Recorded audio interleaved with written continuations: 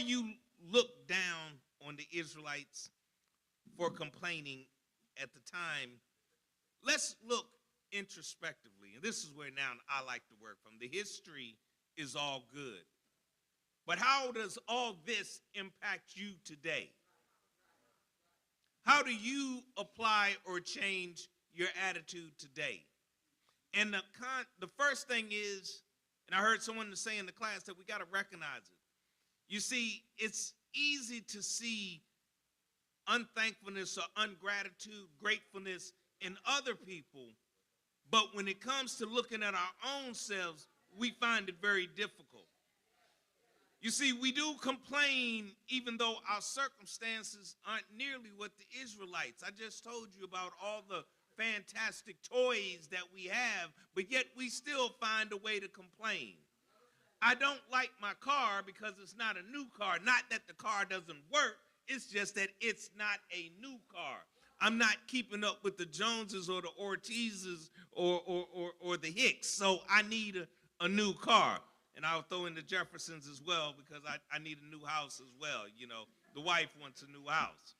So my point to this is we will find something to complain about. We will find something to murmur about. And get that. That's as kingdom citizens. Now, the one thing about being a kingdom citizen, especially at this point, is we're supposed to have a different mindset. See, that peculiar part of who we are supposed to be is what separates us apart from the world. But when our behaviors begin to emulate the world, that's a problem. You see, Philippians 2:14 even says, do all things without grumbling and disputing. No matter how we feel about a situation, there's a process in which we as kingdom citizens are supposed to solve them. You see, complaining is a sin.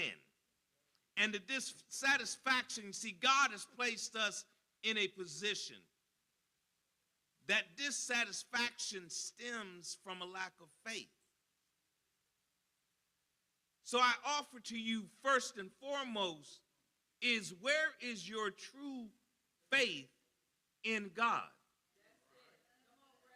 You see, disbelief and the complaining is exactly what it shows. Complaining shows that there is a lack of faith, that there's an unbelief in the very God that you say. And the one thing that really trips me up is when things are going well, God is rocking out for you. But the first sign of adversity, the first sign that it's not going my way, the first sign that things aren't working out, all of a sudden now I got to take it into my hands because God just don't hear me. Let me find a $50 bill. God got favor. Some kind of way I ain't paid my taxes in 10 years. I got a refund. God got favor for me. Somebody just miscounted, y'all, and hit the wrong button. That wasn't God. You know, one of my favorites in this process is understanding, and Pastor was preaching on it, and it's one of my favorite topics. Complaining opens a highway or a threshold to demon interaction. Complaining in and of itself is a negative spirit. Going back to what I said about the theme is that complaining is to Satan. Complaining is to Satan what worship is to God. Now, if we know anything about God, first and foremost, God wants us worshiping. So what do you think Satan wants you doing? Soon as he keep you complaining, and the more you complain, the less your focus is on God.